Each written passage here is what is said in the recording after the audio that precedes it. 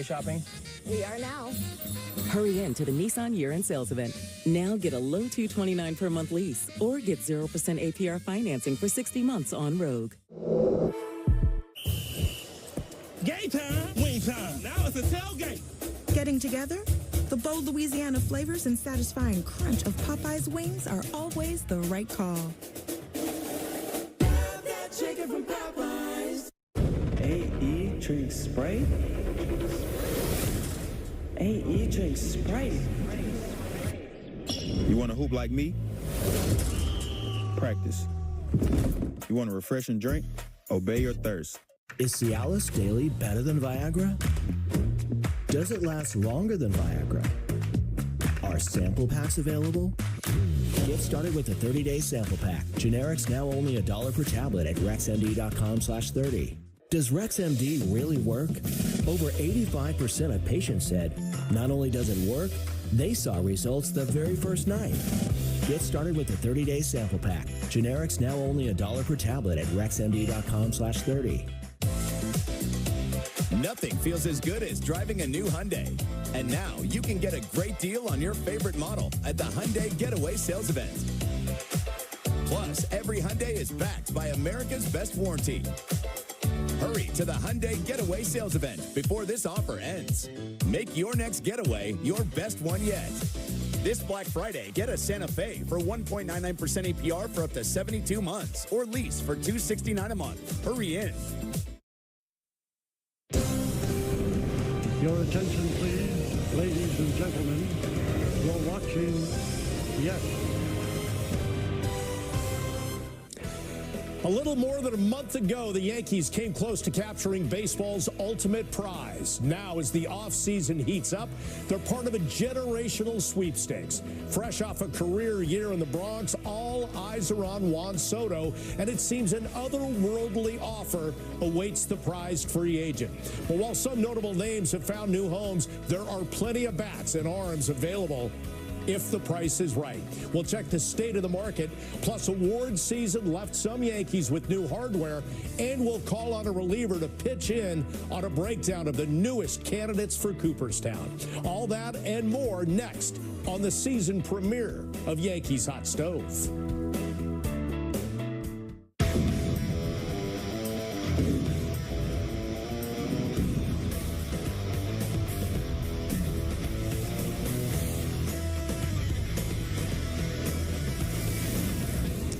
Everybody, it is great to have you with us on the season premiere of Yankees Hot Stove, presented by Hexclad. Bob Lorenz, John Flaherty, Jack Curry with you. Michael Kay will be along in just a little bit to offer his perspective on where things stand. But we always begin the new season, guys, with that disclaimer that things don't move at the speed of light in the offseason anymore. As Jack likes to say, dribs and drabs, and there are rumors and hearsay and things floating around. And there's always that when there's a big fish out there and everybody wants him. Last year, that was Shohei Ohtani. This year, it's Juan Soto. Jack, Yankees fans obviously want that reunion with the Yankees. What's the very latest with Soto? And he's the biggest fish in the ocean, Bob, and the Yankees would love to have that reunion with Soto, as you said. And what we can report about what was happening with the Yankees and Soto, they have had several productive conversations. They have obviously exchanged offers about money. This is going to be a mega contract. I talked to one industry source who said that when Soto eventually signs, he will exceed the deal that Ohtani signed. Now, I don't mean 10 years, $700 million. I mean the real value, which is $46 million a year. When you start to think about what that means in terms of years, if it's a 12, 13, or 14-year deal, you're creeping up into the $600 million territory. The Yankees have been very comfortable with the presentation and the process that they have had with Soto. They feel they've made this a priority. They have put their best foot forward, and they say that they are comfortable with whatever decision he ends up making because they feel that they have sent the message to him. They want him in New York. When you're swimming in these waters, Flash, you know you're willing to go to that level to pay him, and they're trying to send that message that, hey, They want him back in right field, and they want him there for a long time. Well, Jack, when you're talking the numbers that you just told us, you start thinking about the teams that have been in play so far. Both of the New York clubs, you have the Boston Red Sox, the Toronto Blue Jays, and the LA Dodgers. What the Yankees have here as an advantage, they have a year of a relationship already with Juan Soto. Soto knows exactly how the Yankees go about their business. He knows what the clubhouse is like. He knows what it's like to play under the bright lights. Obviously, he played at a very high level, but the one thing I can tell you as a player, when you enter that clubhouse as a New York Yankee, you never want to leave. You never want to go anywhere else. So, Jack, as you're talking about the financial part of this, I think the Yankees, if they're swimming in those waters, as you put it, and the financial numbers are going to be comparable to the other clubs, Juan Soto knows exactly what he's getting as a New York Yankee. He knows exactly how the organization is run. He knows they are going to put themselves in position every year to be a possible World Series contender. So if I was a Yankee fan, I would be thinking about the advantage that the Yankees have already had in these negotiations. They have a year of this relationship already.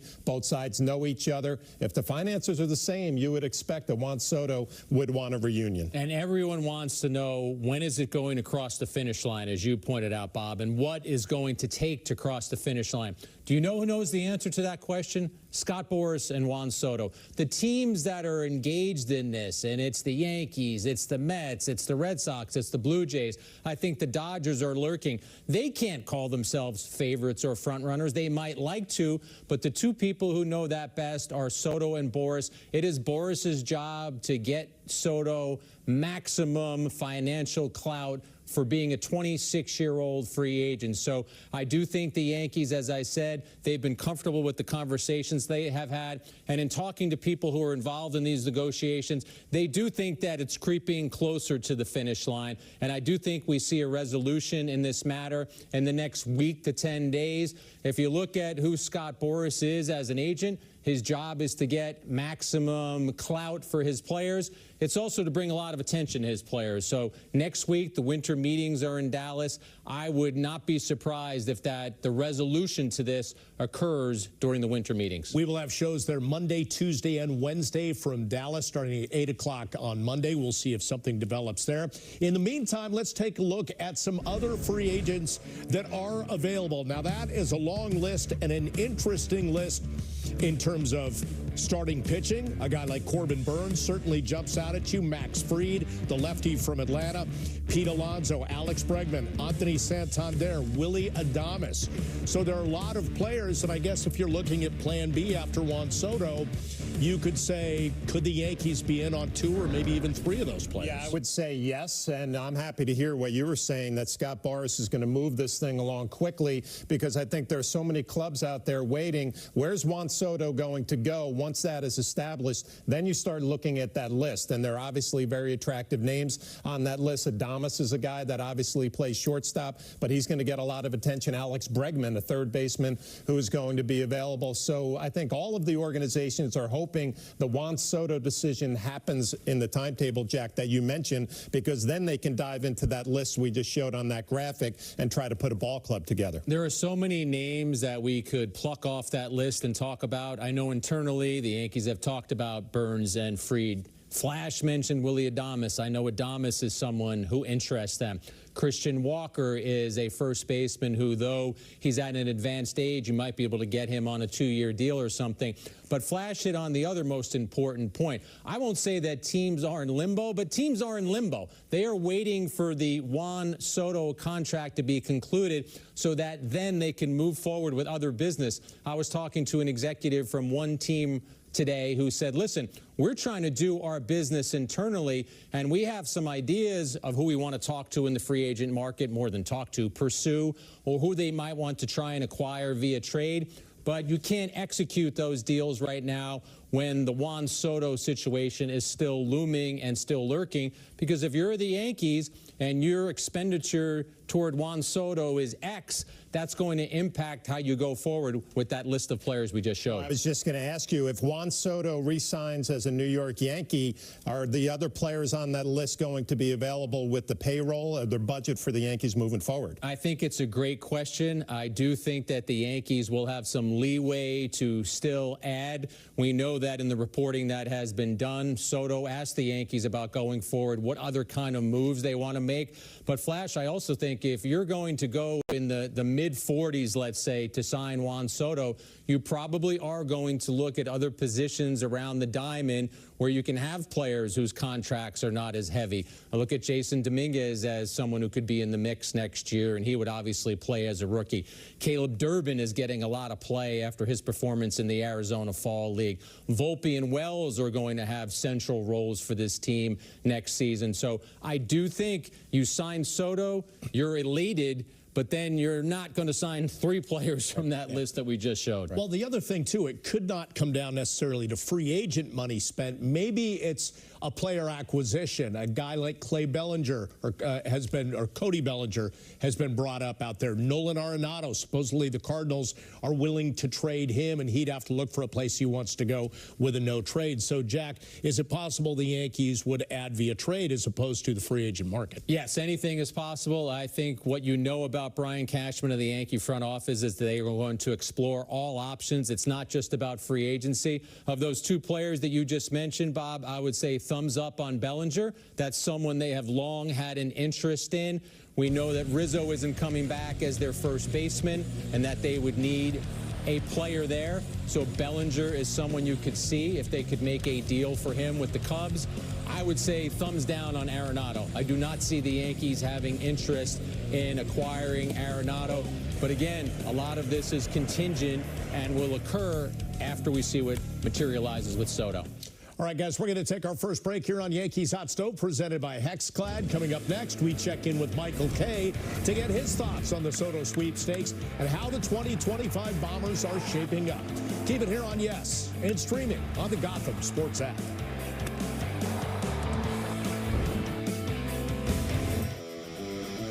Yankees Hot Stove on Yes is presented by Hexclad. Join the hybrid revolution at hexclad.com. A team grows in Brooklyn. Block by block. Play by play. Shot by shot. We got Nets.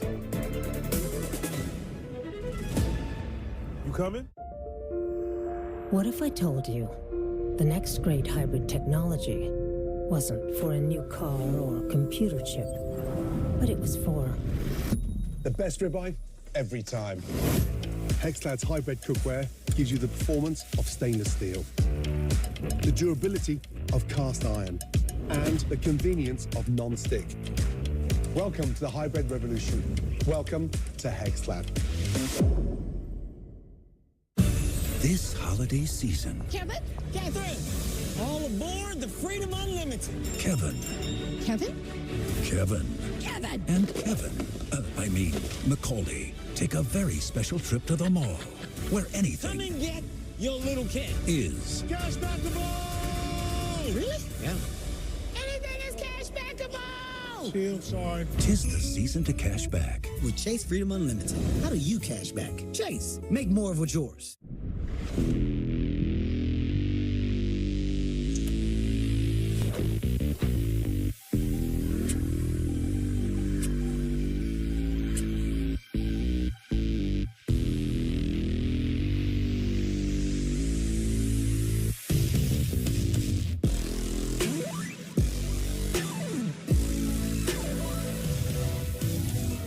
We coming. Oh, we coming.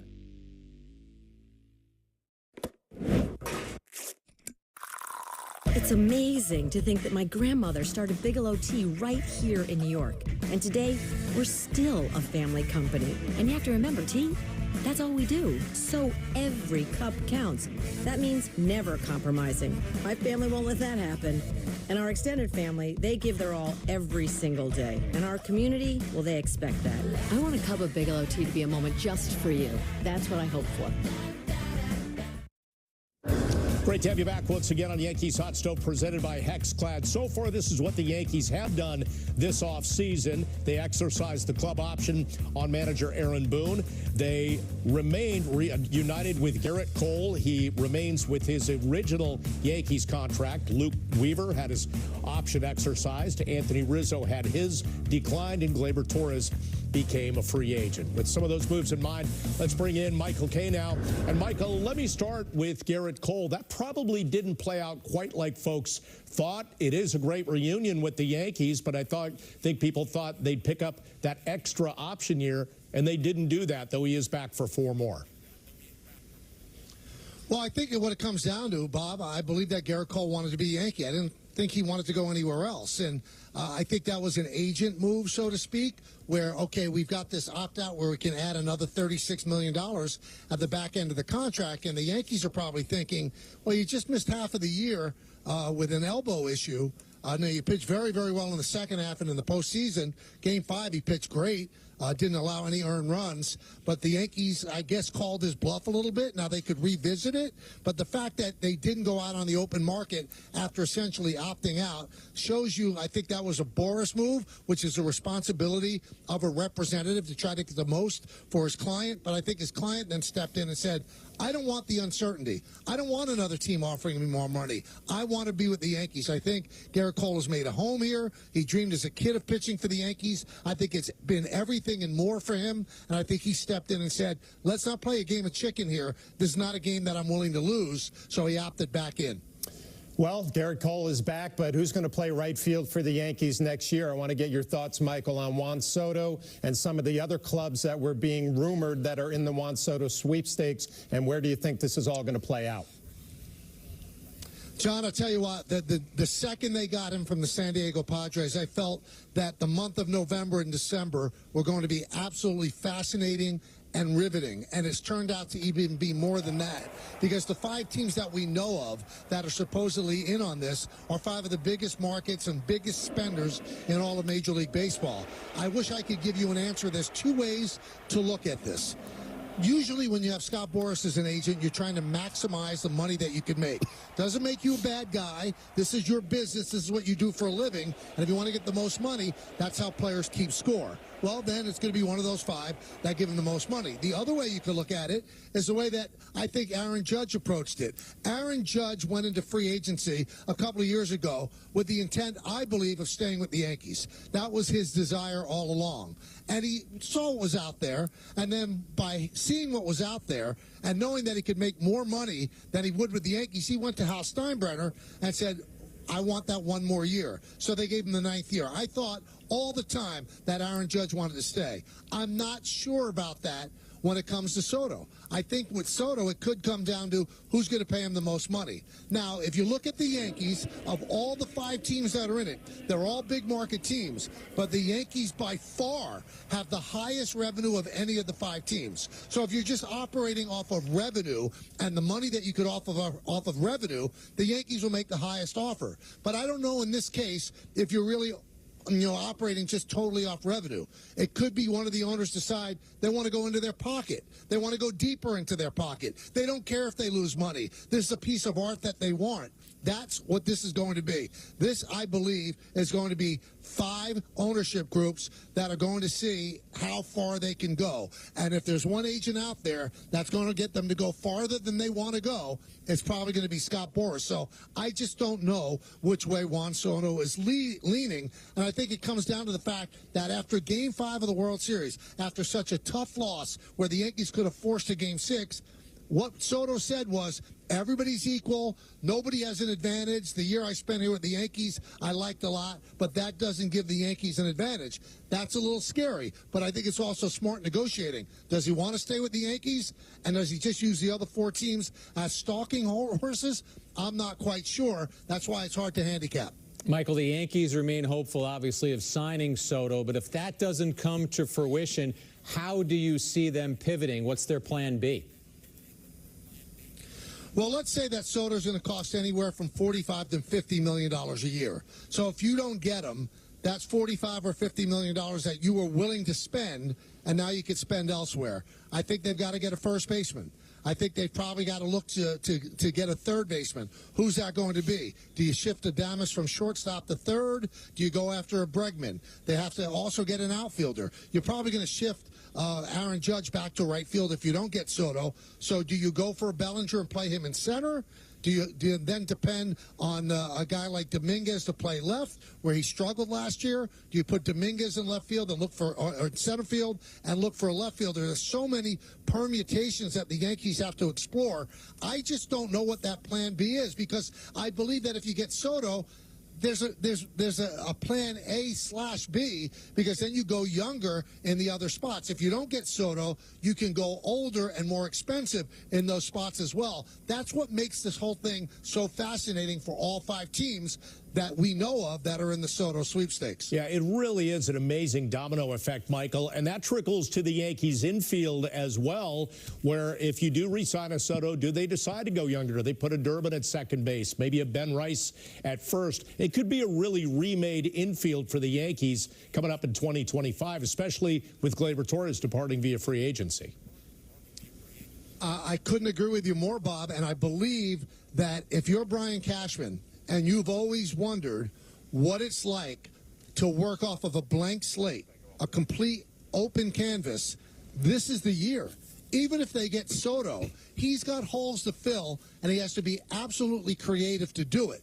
If they don't get Soto to re-sign, then that canvas becomes even more blank, and he could be the general manager who wheels and deals. It doesn't only have to be free agency. It could also be on trades. Do you go young? Do you gamble and then bring up a Durbin, bring up a Rice, and roll the dice on that? Because the Yankees have rolled the dice on youngsters. Last year, they had 2 of the top 3 Rookie of the Year finishers in Wells and the eventual winner in Heel. The year before that, they got their everyday shortstop. So I think their farm system is more productive than people give it credit for. But I think this becomes a very challenging offseason, even if Soto signs, for Brian Cashman and his front office, because they're going to have to be awfully creative. First of all, with the money they have left over if they don't get Soto, and the very little money that they'll have left if they do get Soto, I think they're going to be able to flex their imagination. Let's put it that way.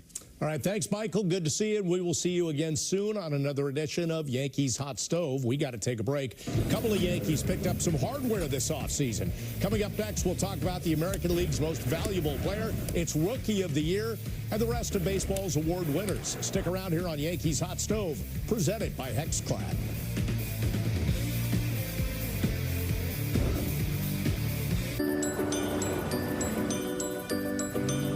Make the most of your season during the Kia Season of New Traditions sales event. Gift yourself some savings and visit your local Kia dealer today.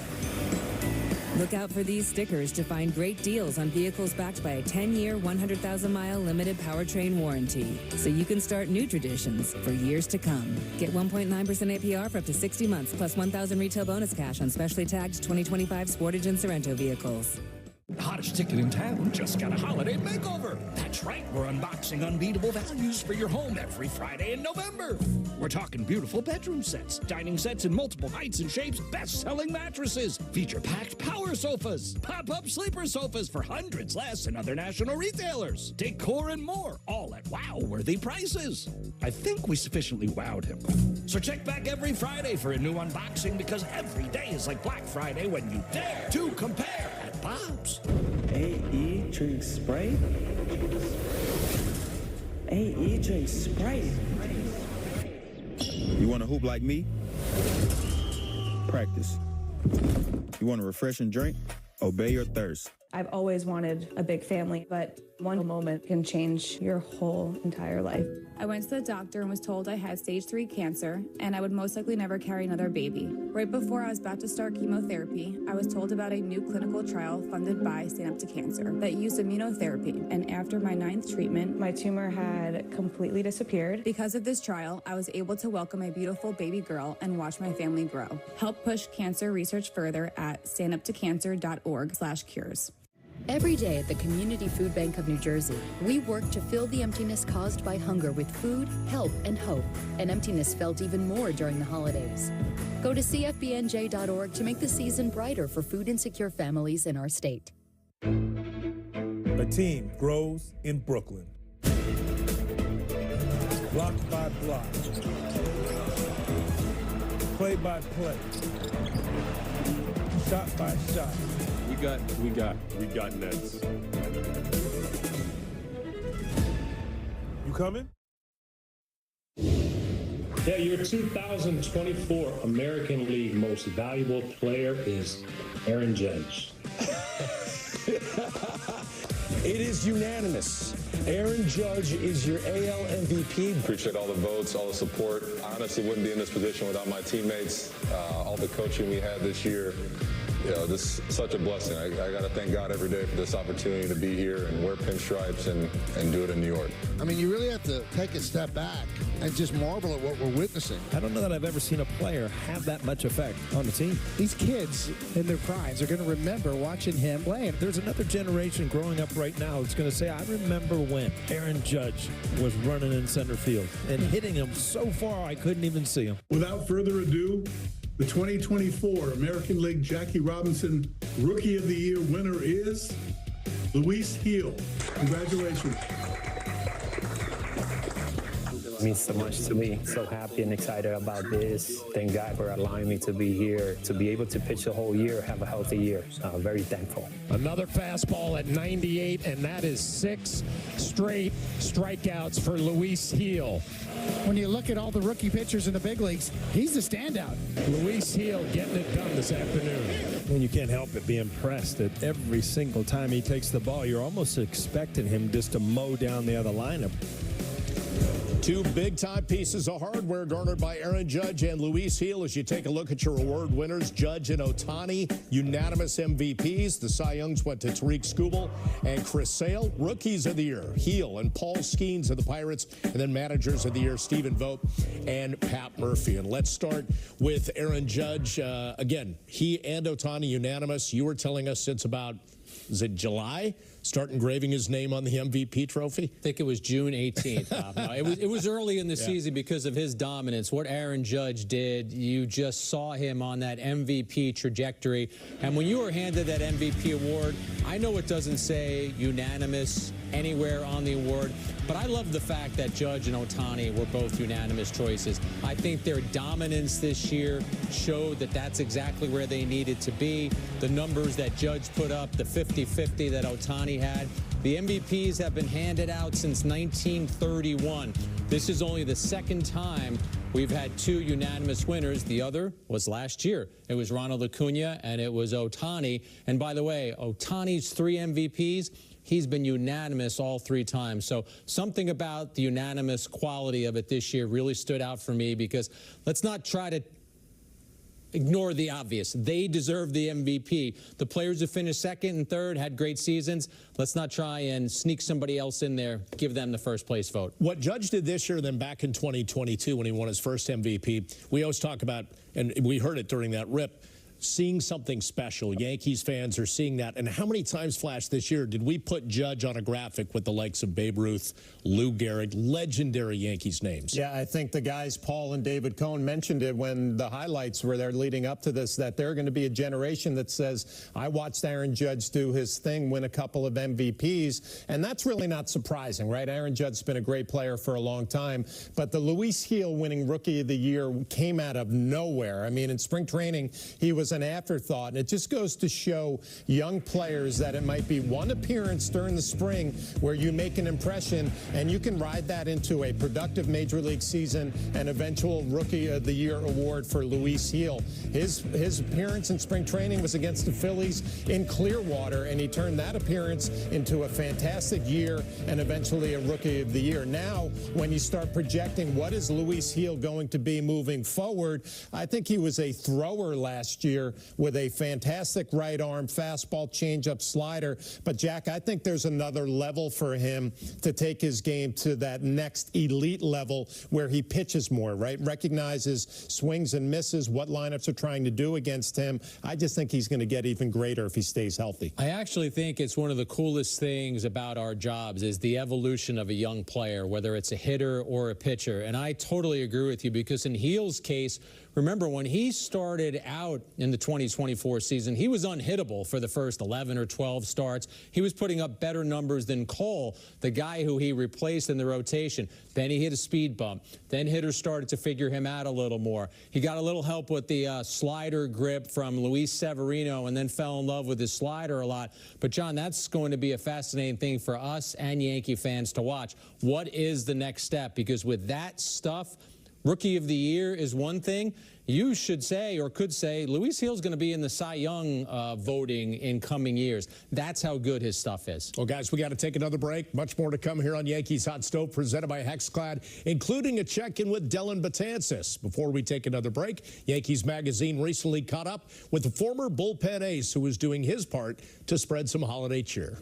Former Yankee Dellin Betances also got into the holiday spirit, distributing over 300 turkeys, canned foods, and other items at PS 257, the John F. Highland Elementary School in Brooklyn. They got a bunch of volunteers, kids from the high school, kids from Dream Chasers Little League to help out. We got a couple sponsors that were able to help out as well. And we had over like 400 turkeys with canned goods, and a lot of families were happy with the event. Everybody it was a great event.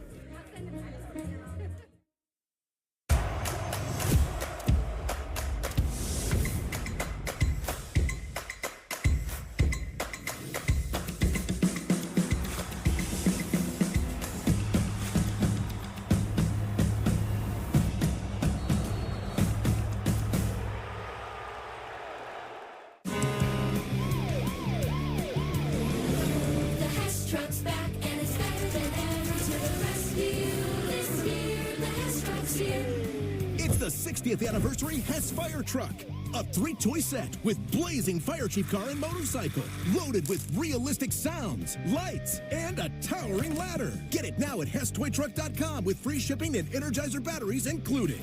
For the 60th year, the Hess Truck's here.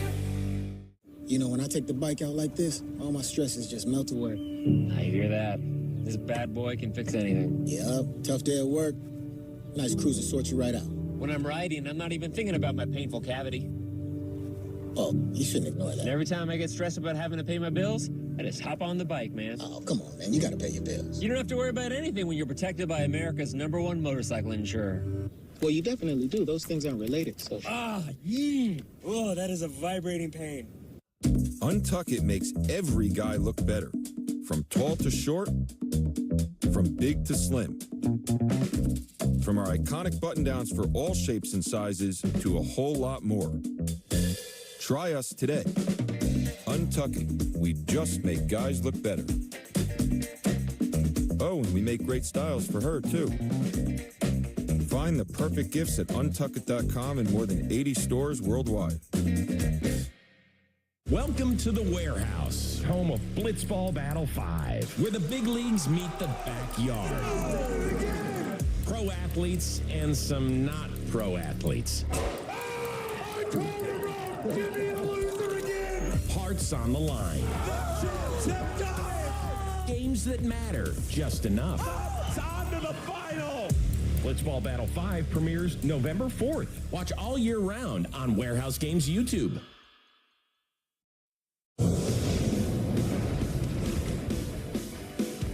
Yeah, it was fun. I enjoyed every part of it. Obviously, not the losing part at the end, but just being able to be there and I basically went to every game, every home game, and then I was there at the World Series in LA. I had a blast, to be honest with you, just being able to see them excel and put themselves in the World Series, something that as fans we haven't seen in a long time. So I kind of felt like a fan at, all over again, which was a good feeling. Obviously, I enjoy playing the game and I enjoy playing with the Yankees, and being able to have some friends on that team and seeing how much success they had and, how they were able to get that team to the World Series. So seeing that was pretty cool. Dylan Betances went along for the ride during the Yankees' march through the postseason, living and dying on each pitch like so many fans. Well, now Betances has his eye on another offseason classic. Former teammate CC Sabathia is eligible for the Hall of Fame this year, and Betances has made his mind up about his buddy's Cooperstown chances. One, I definitely think he's going to be in. And I'm excited for that because it gives me a chance to celebrate with him and you know, somebody that I consider like a big brother. So, you know, I'm definitely excited. But for me, he's super deserving. One, longevity. Like, his career was tremendous. I think he also has one of the probably few left-handers to have over 3,000 strikeouts, you know, 200-plus wins. On the field, he's very deserving, and off the field, just seeing all the stuff, how he's able to impact different communities, and he's touched a lot of people in different ways, impacted a lot of people's lives in different ways, and so he's a Hall of Famer on and off. So I'm you know, looking forward to it for sure. Ichiro, just a guy that, from what I remember, is one, he had his own specific routine, always stretching, making sure his body stays in great shape, and shows because he was able to play for a long time, right, into his 40s, and had the career he had. And I also remember, as soon as the playoffs was over, or the season was over, Ichiro was literally working out in his swing or whatever it was the next day. Like, he might have taken one day off and he was back in it.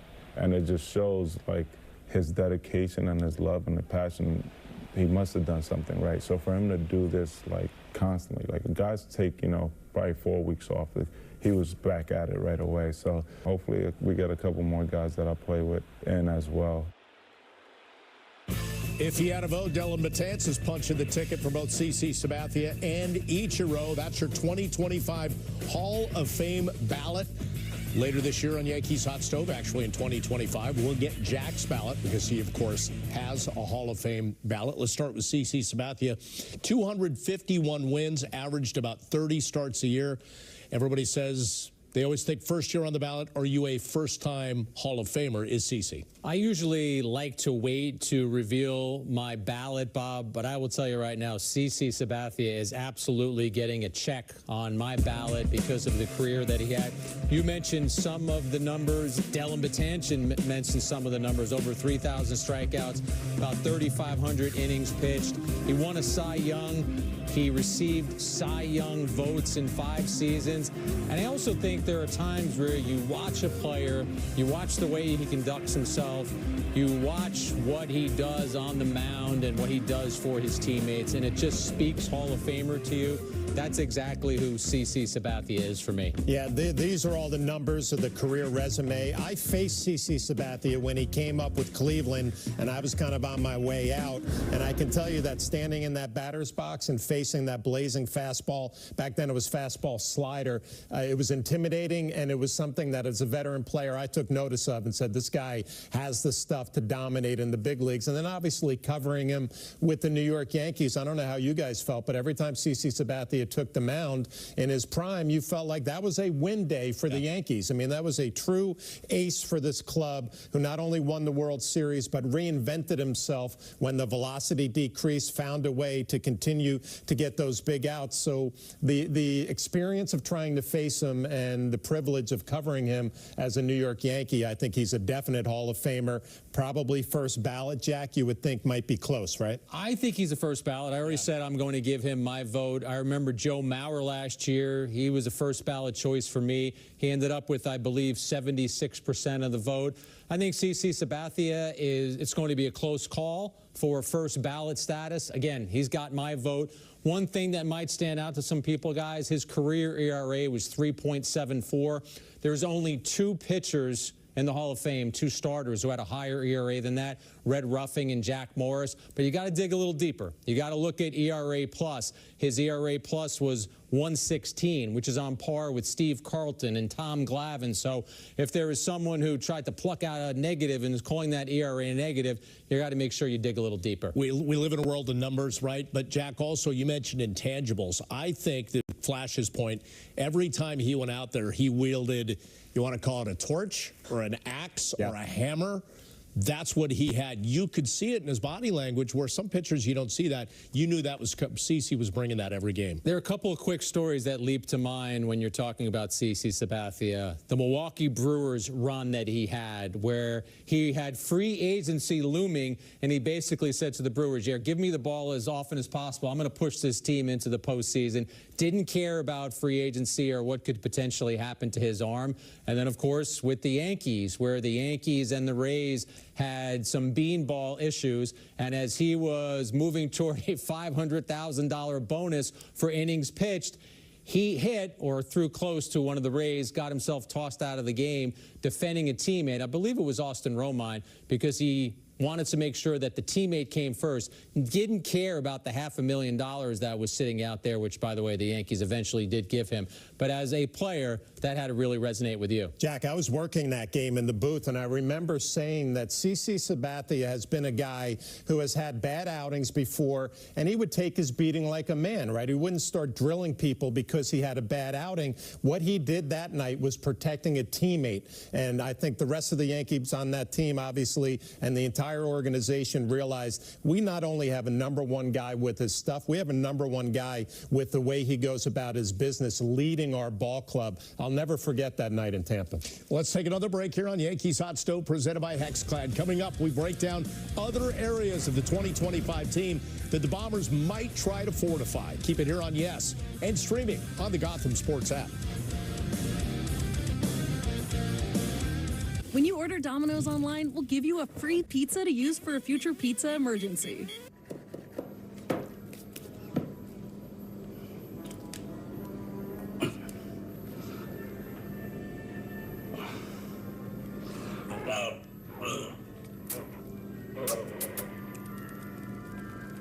So you'll have a free pizza when you need it most.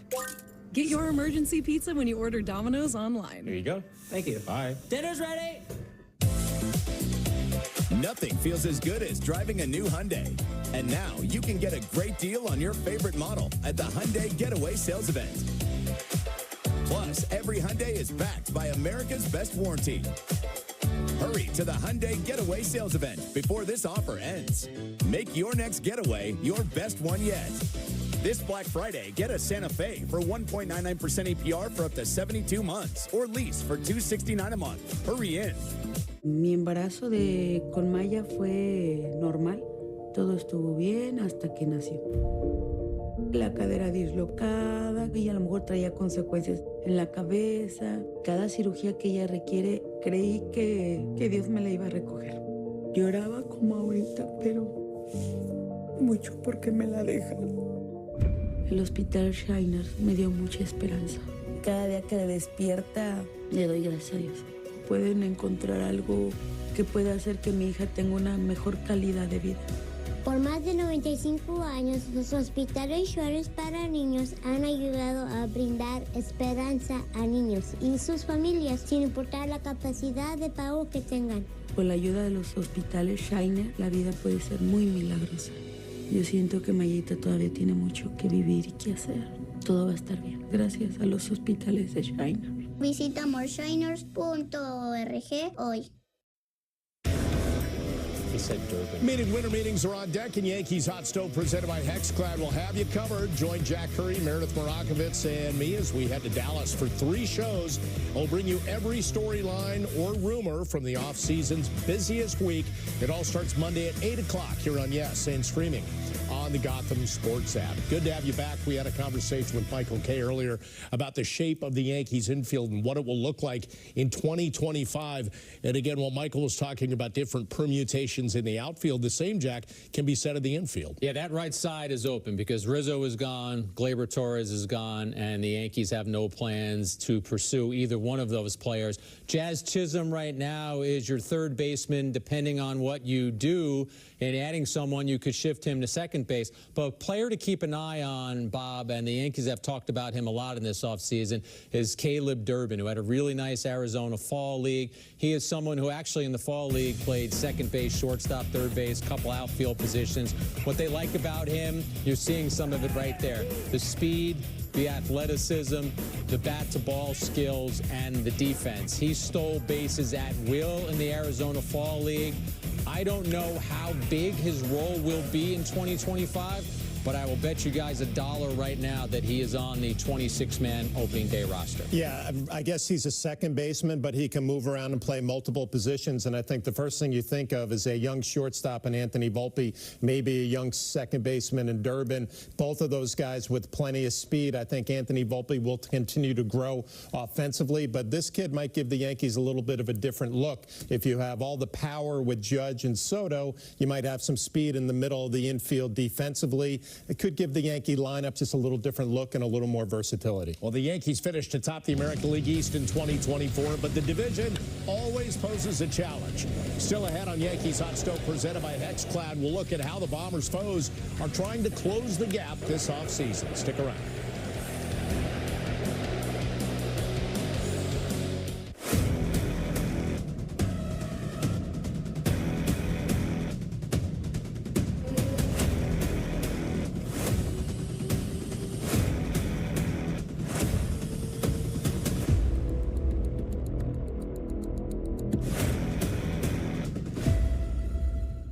Gordon Ramsay, Michelin-starred chef, family man, and now, apron wearer. We done? No, that's just the first shot, Gordon. Oh, come on. Hexclad has reinvented the apron. Each apron is made from 34 recycled plastic water bottles. It's oil and water resistant. Really? With a variety of bold colors, Hexclad's new apron brings the heat. No gimmicks necessary. It's just a great apron. Cut. Leave the apron right there. Leave it? F off. This thing's staying with me. Game time, wing time. Now it's a tailgate. Getting together? The bold Louisiana flavors and satisfying crunch of Popeye's wings are always the right call. Have that chicken from Popeyes. 'Twas the night before Spriteless, but feeling mad lame, 'cause Santa was out with a high ankle sprain. We needed a sub that was down for the cause. Then into the game came our man, Santa Claus. His task was not easy, but it had to be done. Sprite Winter Spice Cranberry for everyone. The holiday parties were just kicking off with eggnog aplenty. More like eggnog. When what to their thirsty eyes should appear, but a slayer slays with 8 tiny wolf deer. AE drove hard to the hole all Winter Spice night, dunking down chimneys. Keep the highlights. This limited Sprite made the holidays lit. As for once in his life, it hit nothing but brick. And they heard him exclaim as he peeked out of sight. Merry Spritemas to all, and to all a good Sprite.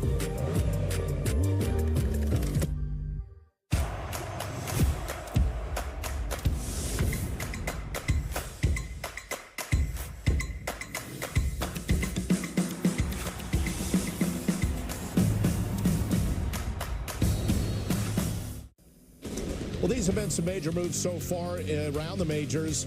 In the offseason, Blake Snell signing a 5-year deal with the Dodgers. Angels beef up their rotation, signing Yusei Kikuchi.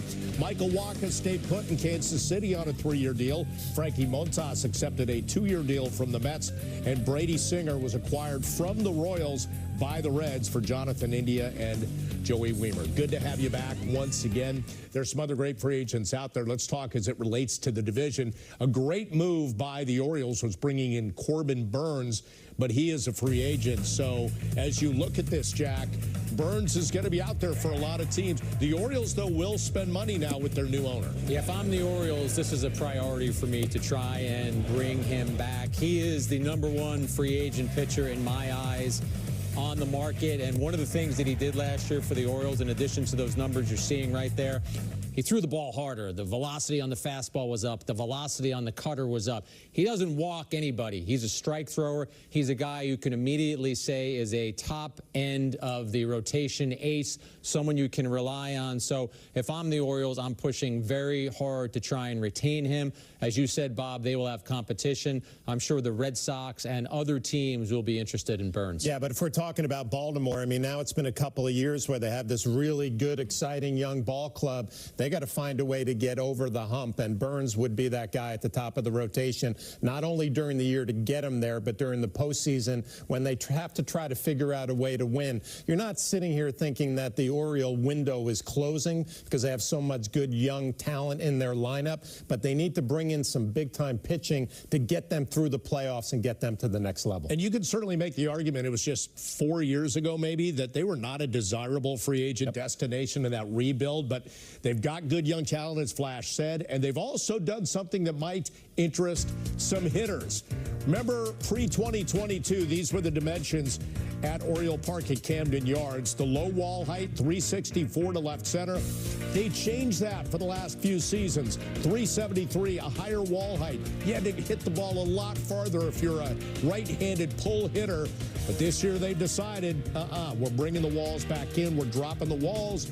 We're dropping it down. Flash, if you're a free agent or you're an existing Orioles player, what are you thinking? If I'm Ryan Mountcastle, I am so happy right now because that kid put up some big-time numbers. Then all of a sudden the wall got moved back and there were some injuries involved. But he's a big right-handed hitter who can drive the baseball. I think what Baltimore is now doing with these adjustments, it's starting to come back. They just want it to play fair, right? Because I think it really hurt the right-handers in their lineup more than maybe it helped their pitching. So you make a few adjustments. I'd like to bring it all the way back, Jack, to 1992 when that wall was right there as a right-handed hitter. Right. Bob said if you're a hitter, you will like these adjustments. We're just following the game, and I like the adjustments. Yeah. I used to love to see the offensive explosions at Camden Yards. You think of some of the Yankees who put up huge numbers there, Aaron Judge, the aforementioned Torres, who won't be back. But I do think hitters will be salivating again.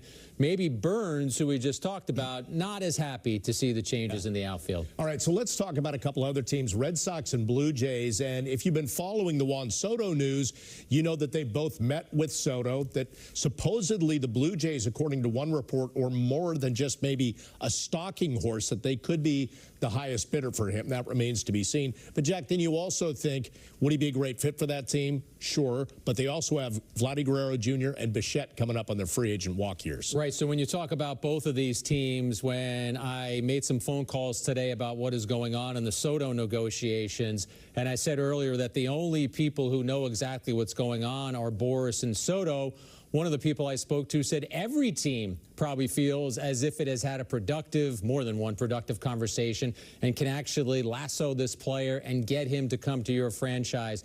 I know the Red Sox are trying really hard to try and bring him to Boston. Toronto is as well. I just don't see that fit. I think when and if Soto signs, it's going to end up being with one of the New York teams. The Boston Red Sox are an intriguing team this offseason and at the winter meetings next week when you guys will be there.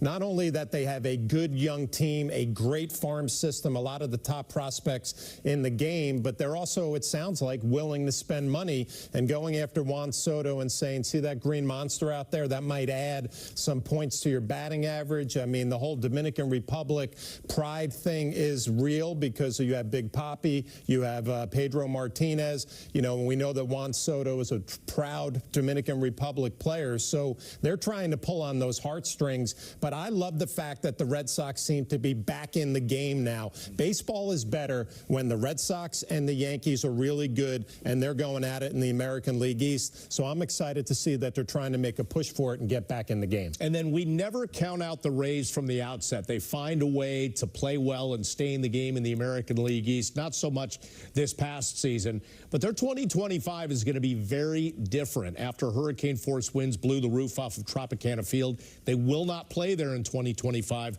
So the Yankees, Hal Steinbrenner, and the management for the Rays decided to go with George M. Steinbrenner Field as the home stadium in 2025 for the Rays. Makes a lot of sense. You're talking about an entire organization, and you don't want players to have to uproot themselves. The players who have homes or condos or apartments there are able to go to GMS, which seats about 11,000. And last year, the Rays averaged under 20,000. So I think it's a perfect home for them. And the thing you have to remember about the Steinbrenner family, yes, they own the Yankees, but they are also Tampa residents. And George Steinbrenner was a very proud Tampa resident, as are the members of the Steinbrenner family.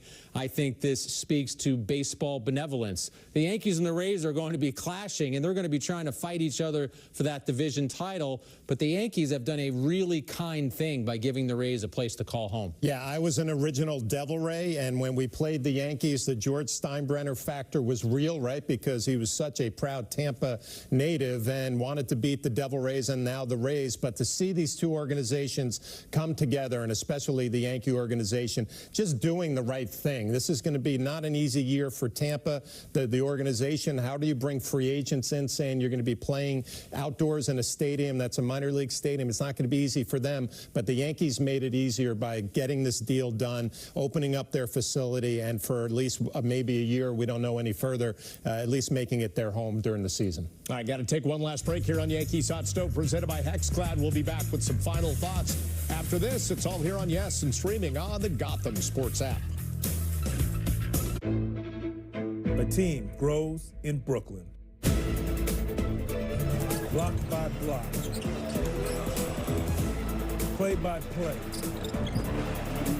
Shot by shot. We got Nets. You coming? Aaron Judge is the Yankees. This affects the outcome of each individual game. If you see him on the DMV, boo him. And joining us right now, a lot of stuff is on the platter. We want to hear from you. You better bring it. Happy holidays. We're going to need a bigger tree. Hey, honey, you okay? Everything's fine. Hey, did I set the alarm? Yes, you did. Shop Cyber Monday deals at Ring.com.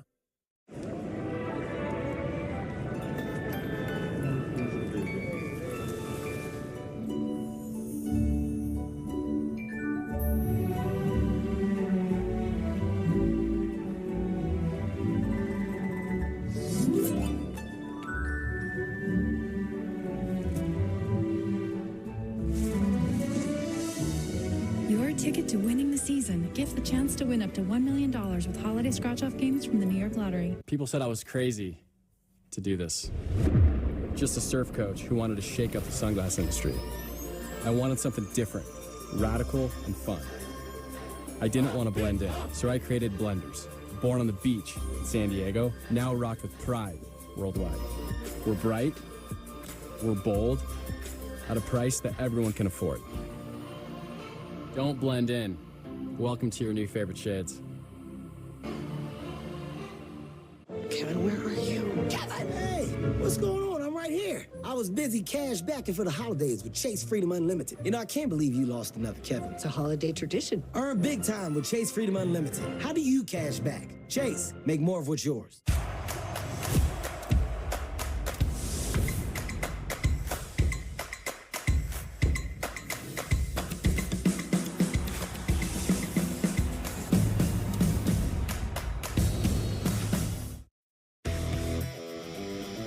Yankees Hot Stove on Yes is presented by Hexclad. Join the hybrid revolution at hexclad.com.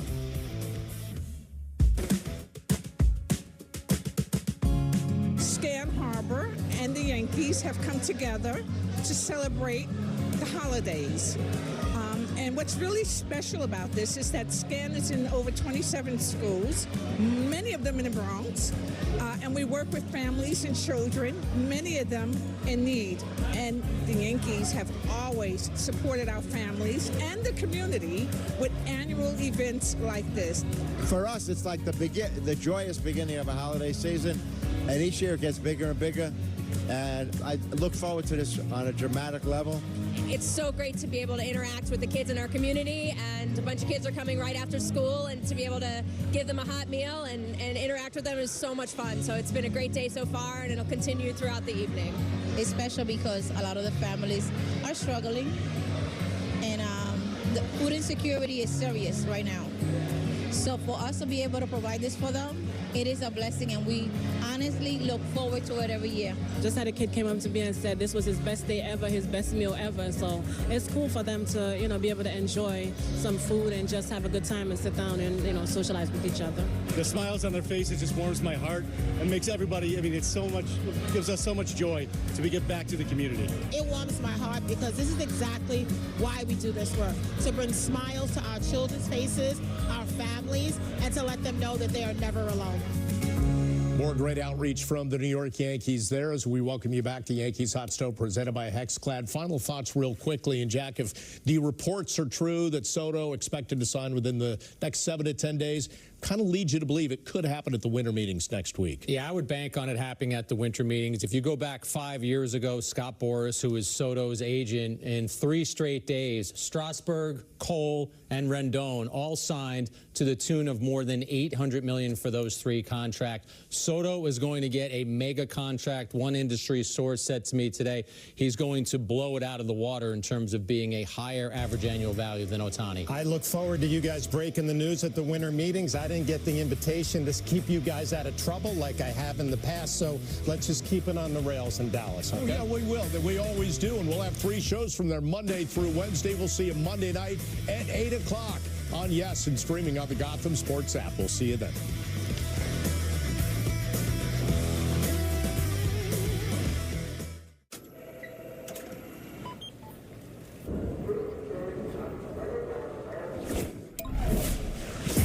$3 million in bonus money. Surprise bonus